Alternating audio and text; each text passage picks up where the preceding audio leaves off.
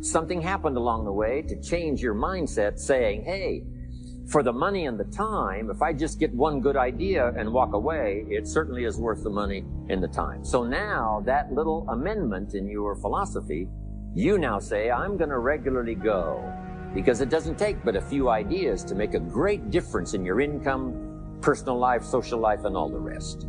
So now value could you develop? This is one of the better exercises. What could I become? What could I really do in the marketplace? In enterprise, home, family, experience, love, friendship, marriage. How valuable could I become?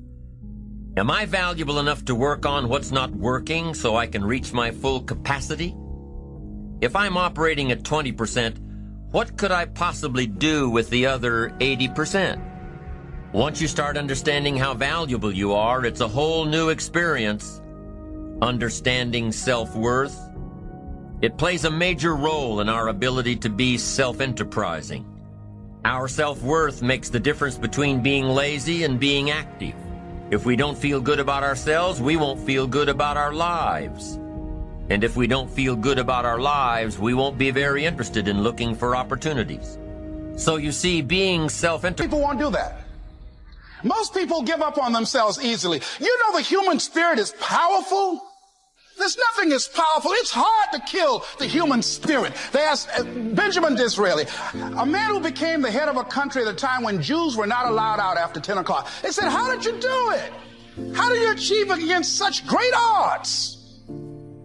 He said, nothing can resist the will of a people that will stake even their existence on the extent of their purpose for good.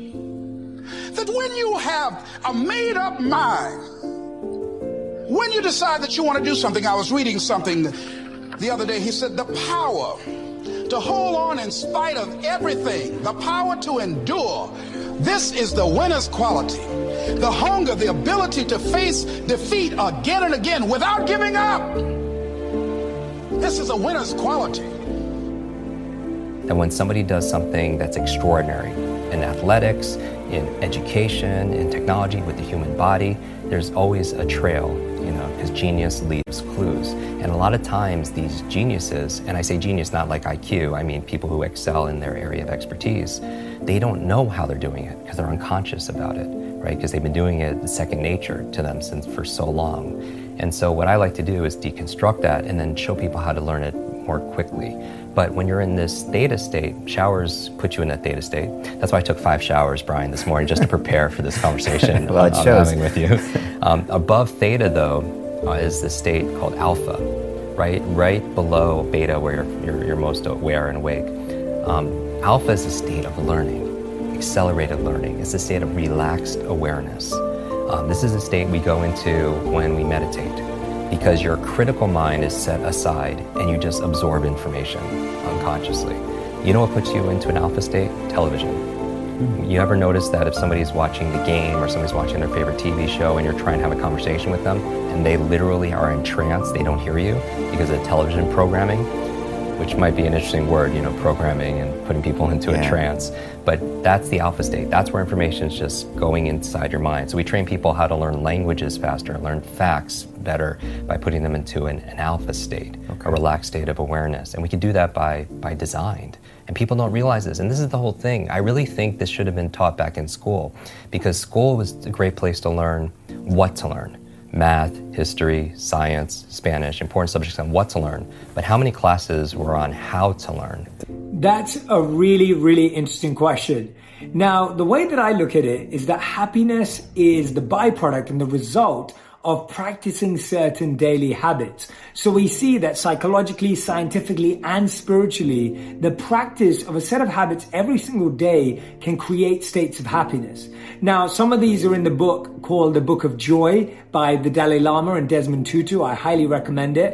And some of the other ones that I learned living as a monk include 4 key habits: thankfulness, inspiration, meditation, and exercise. So that's how I view happiness. I see it as a result of practicing these daily rituals, these daily habits that can create happiness in our lives. Now, from a more long-term point of view of happiness, it comes from purpose and meaning. It doesn't just come from pleasure and joy. And purpose and meaning come from a concept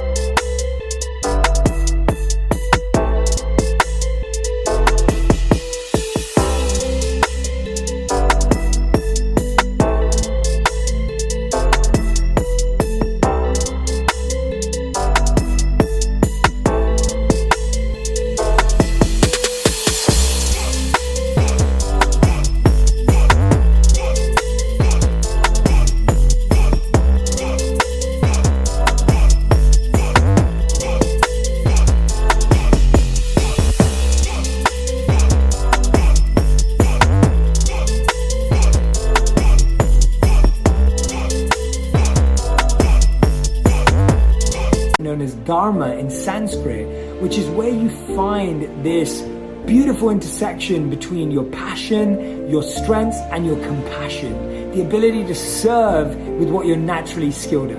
You know, Shark Tank, I do the show not because they're great investments, but I do the show because it sends the message to kids 8 to 80 that the American dream is alive and well. You know, you can watch the show and come to realize that somebody out of Iowa or, you know, the middle of nowhere in Texas can start a company and, you know, turn it into something special.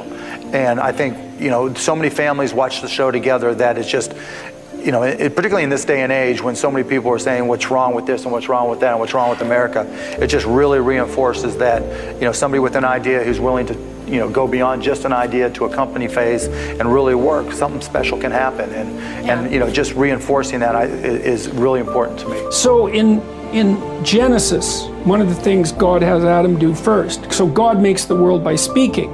Okay, so that's the first thing to think about. You're supposed to think like in a sophisticated way about this. The idea is that there's some integral relationship between communication and the structure of being. It's part of the role that consciousness plays in the world, whatever that role is. Language takes the chaos and makes it into things. And so God has Adam name all the animals. They're not even really real until they have names. Now, they're more implicit. That's another, you know, here's an example. Let's say that you're having a rough patch in your relationship and you don't know why. It's unnameable. Is it real? Well, yeah, it's manifesting itself in like a physiological discomfort. Then you talk about it and you name it. It's like, it goes from this blurry thing that's kind of potential, it goes snap, and then it's this thing, right? And then that's a horrible thing. It's like a little poisonous thing, but it's not a whole foggy cloud of potential poison. It's like this little sharp poison thing. And then you think, okay, it's real. It's a little monster, but it's not, it's little at least. And now probably we can do something about it if we can admit to it. So it's this precision that specifies. And like, so this is a little bit of the Voldemort effect, right?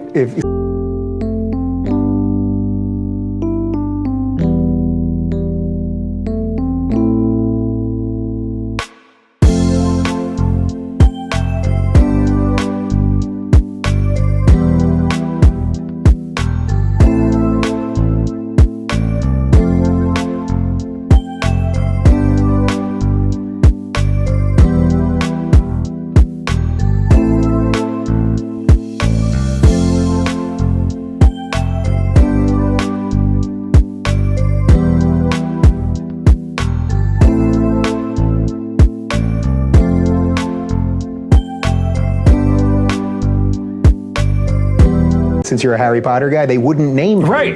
This is the problem. Right. We got to name him first. Oh yeah, you got to name him first. Absolutely, because the unnameable is far more terrifying than the nameable. You see that there was a great Blair Witch Project, terrifying movie. Oh, I thought it was scary. brilliant. Yeah. Well, it's unnamed. There's nothing terrible happens in that movie. It's all the unnameable. It's like, what's going on? What's going on? What's going on? And no matter how terrible the actuality is, it's rarely as terrible as your imagination. Because your imagination, like, it's an old thing. It's seen a lot of terrible things in the history of life. Like, it can put monsters everywhere.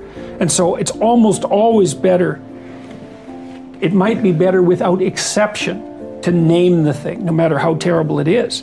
And if you can't name it, what that means is that you're telling yourself that you're so terrified that you can't bring your attention to bear on it. And that makes you're the loser, instantly. If it's so terrifying that you cannot face it, it's won.